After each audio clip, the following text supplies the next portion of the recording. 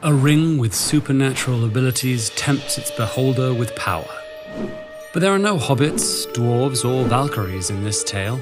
In fact, the legend of the Ring of Gyges appeared long before those characters were ever committed to paper, more than 2,000 years ago, in the Greek philosopher Plato's Republic. The story surfaces as the philosopher Socrates and his student Glaucon discuss why people act justly. Is it because it's what's right, or because it's a convention that's enforced through punishment and reward? Playing devil's advocate, Glaucon argues against Socrates and recounts the following story. Long ago, a shepherd named Gyges was tending his flock when an earthquake struck, ripping an opening in the ground.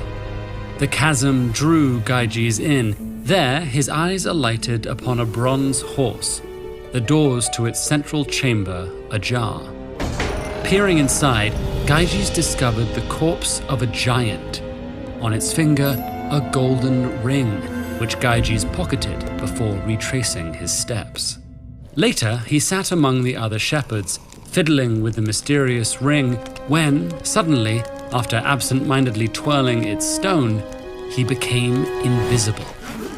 When he turned the stone back in the opposite direction, he reappeared.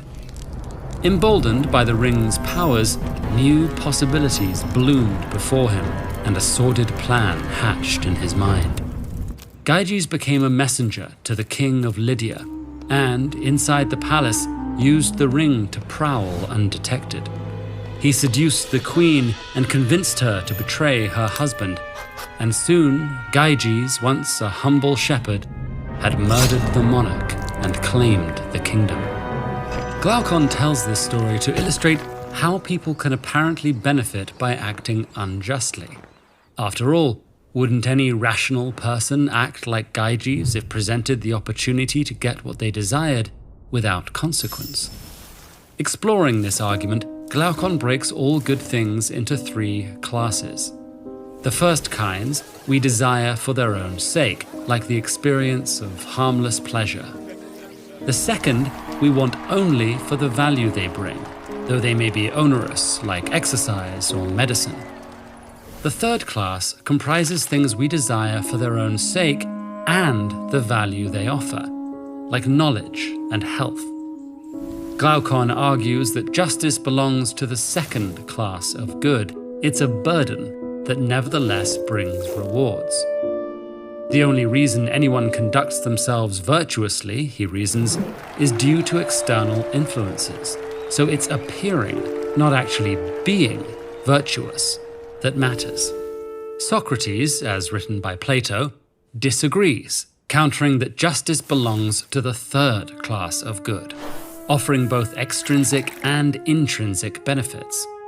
Socrates argues that the human soul has 3 parts: reason, spirit, and appetite. Reason guides an individual to truth and knowledge and is influenced by either spirit or appetite. Spirit is righteous, ambitious, and the source of bold action, while appetite consists of baser, bodily desires. To Socrates, the philosopher is led by reason, and their spirit keeps their appetite in check, making them the most just and the happiest. Even without consequences for self-serving wrongdoings, they wouldn't commit them. Meanwhile, the tyrant succumbs to appetite and acts unjustly. So while Gyges may have attained power and wealth, Socrates implies that his soul would be in disharmony. He'd be enslaved to his own base desires rather than guided by reason, and wouldn't be truly happy. Before Plato penned this discussion, Chinese philosopher Confucius similarly reasoned that by simply acting justly, one also benefits oneself. After, modern Western philosophers voiced varying beliefs.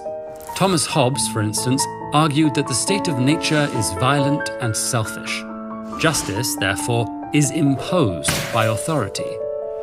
John Locke, in contrast, asserted that people are naturally obligated to act justly, and they agree to participate in civil society to secure their natural rights. The allegory of the ill-gotten, magical ring that lures its wearer towards their darkest desires continues to inspire. So if the ring of Gyges fell into your hands, what would you do?